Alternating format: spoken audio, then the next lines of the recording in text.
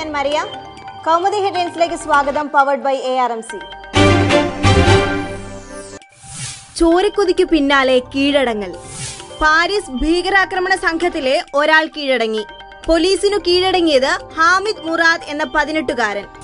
മുറാദ് സൈനിക വേഷം ധരിച്ച് ഭീകരാക്രമണം നടത്തിയ സംഘത്തിലെ ഏറ്റവും പ്രായം കുറഞ്ഞയാൾ.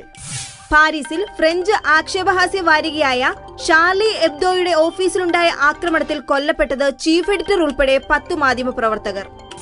ഭീകരരെ പ്രകോപിപ്പിച്ചത് പ്രവാചക നബിയെ നിന്ദിക്കുന്ന കാർട്ടൂൺ. ആക്രമണത്തെ തുടർന്ന് പാരീസിലെങ്ങും അതീവ ജാഗ്രത. സംശയ നിഴലിൽ മൗനിയായി തരൂർ. സുനന്ദ പുഷ്കറുടെ ദുരൂഹ മരണക്കേസിൽ ശശി തരൂരിന് പോലീസ് നോട്ടീസ്. ചോദ്യം ചെയ്യലിനു ഹാജരാകാൻ നിർദ്ദേശം. വിശദമായ അന്വേഷണത്തിന് ഡൽഹി പോലീസിന്റെ പ്രത്യേക സംഘം. തെളിവുകൾ തേടി പോലീസ് കേരളത്തിലേക്കും.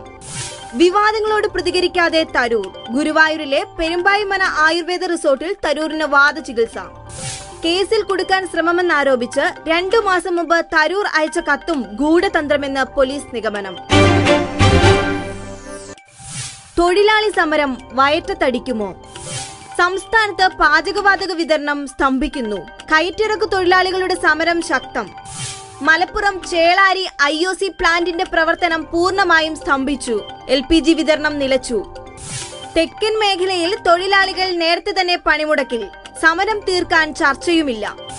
കയറ്റിറക്കു തൊഴിലാളികളുടെ സമരം അധിക ജോലിക്ക് അധിക വേതനം ആവശ്യപ്പെട്ട്. വിഭാഗീയത വിഷയം വീറോടെ പിണറായി. പാർട്ടിയിൽ വിഭാഗീയത അനുവദിക്കില്ലെന്ന് പിണറായി വിജയൻ.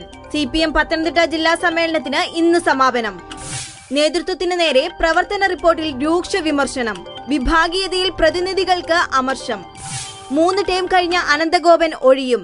ജില്ലാ സെക്രട്ടറി സ്ഥാനത്തേക്ക് സാധ്യത KP ഉദയഭാനുവിന്. Kaumudi headlines powered by ARMC സമാപിക്കുന്നു.